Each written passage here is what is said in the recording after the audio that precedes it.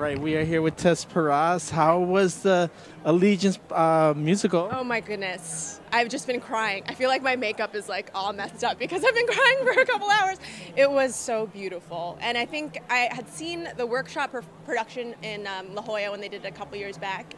And it's changed a little bit. I think it's amazing. And I also think that now it feels way more resonant. Like I think, you know, with our political climate these days, everything just hit me way harder than it did the first time I saw it. So I think I was really affected by that. Have you heard the story where when they had it in New York, that they had a seat every day for Donald Trump? How do you feel now? You know, you're talking about resonating with today's climate. Is it important that this should be seen by everybody, you think? Oh, for sure. I feel like, I mean, I'm still processing it now because I just walked out of the theater, but everything about, we all talk about inclusion and that's such a buzzword these days, but I feel like people don't really take into account learning from history, and that this reminded me watching it, it was so recent. You know, this is generations of people who have lived through this. George Takei lived through this, you know? It's his story, it's part of his history, and I feel like, I think that's why it's so pertinent, because we can't forget. And for you, you know, being a Filipina in Hollywood and all that good stuff, do you feel like this empowers you yourself with this and hopefully empowering you and maybe the industry to be more diverse and colorblind? Oh, for sure. I mean, I think if anything, it just says that there are way more stories that need to be told.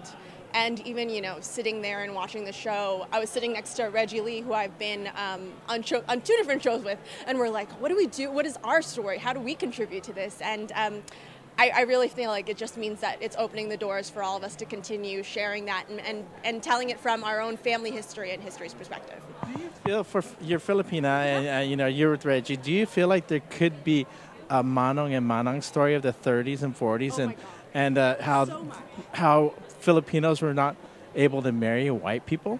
I mean, I feel like the thing that was coming to my mind was all the California history that I think was coming up. I think, like, you know, talking about like, oh, Watsonville riots. Why isn't there something about that? Why, you know, all that sort of stuff about like the first generation of immigrants coming to California who are Filipino. And that was actually all the imagery that was coming up because it was a similar time period. I feel like that was coming up in my head. So yes, for sure, there's so many specific stories out there that need to be told. And the beauty of it all, it's East West Players brings all different type of Asians together, and you know, there's the Filipino connection with Caesar and a few others, and also Allison of the JACC, who's like the head to bring this all together. For sure. I love the JACC, and I've produced a show here. I did the Comedy Festival and produced with Allison a couple of years ago, and I hope we'll be able to bring that back with Disoriented Comedy, and they brought me on board to help out with the musical comedy section of that. Of course, Filipinos representing musical comedy. But I feel like it's just been such a great resource center, and the fact that they can collaborate and bring us all here tonight has just been really awesome. And then for you, you're busy. You got UCB, and then also what else is going on with you? What can I say? I'm going to be on a new Amazon show. It has yet to be released. So yes, that's all I'm allowed to say. I'm like, am I going to get in trouble for that? Maybe, who knows? But yes, so I've been doing that for the last year, so last half of the last year, and we're waiting to see when that comes out. Just shout out your social media so everybody can follow you. Sure, everyone can follow me at Tess Paras. That's on Instagram and Twitter, and I'm on Facebook as Tess Paras too, so go ahead and look for me there. And I'm freezing right now, so that's why I'm shivering. It's cold out here in California for once. Hi, I'm Tess Paras, and you're watching Pacific Rim Video.